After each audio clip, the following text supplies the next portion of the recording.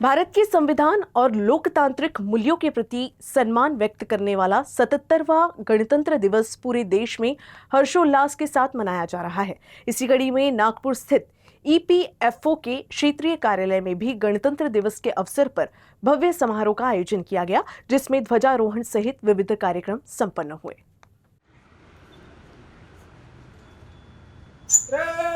एक साथ राष्ट्रध्वज को सलामी दोगे, सलामी दो।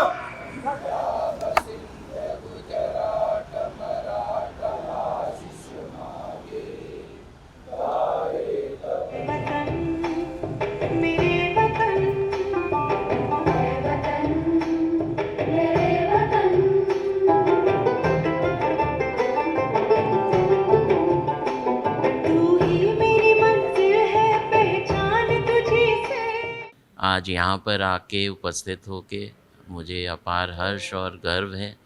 कि क्षेत्रीय कार्यालय नागपुर जो 5 ज़िला हैं सब में अच्छा कार्य हो रहा है पेंशनरों के लिए, खाता धारकों के लिए। और इस अवसर पर मैं आपके माध्यम से जो एक प्रधानमंत्री विकसित भारत रोजगार योजना जो 1 अगस्त 2025 से लागू है और माननीय प्रधानमंत्री जी ने 15 अगस्त 2025 को लाल किले से प्राचीर का इसकी घोषणा की थी इस कार्यक्रम की,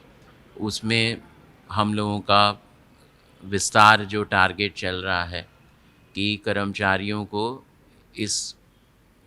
विकसित भारत रोजगार योजना से जोड़े नए कर्मचारियों को, और उनके लिए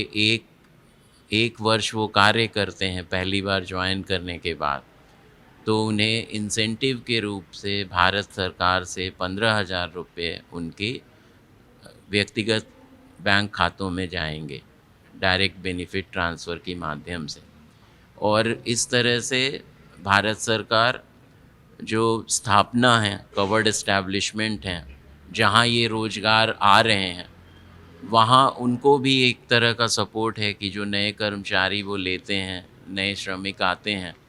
उसमें जो नियोक्ता है वो इन्वेस्ट करता है, उनकी ट्रेनिंग कराता है। एक और स्कीम चल रही है 1 नवंबर 2025 से,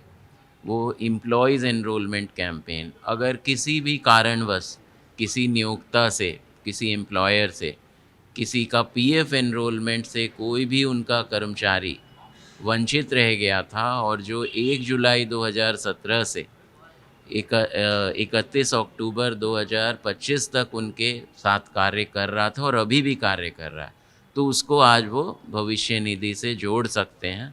और अगर वो यदि ऐसा करते हैं तो उसमें उनको यह नहीं पूछा जाएगा कि आपने किस कारणवश, किस भूलवश इनको नहीं दिया था, और उनके डिक्लेरेशन को सही मान के और उनको सिर्फ एम्प्लॉयर शेयर की राशि जमा करानी पड़ेगी प्रोविडेंट फंड और पेंशन फंड में, और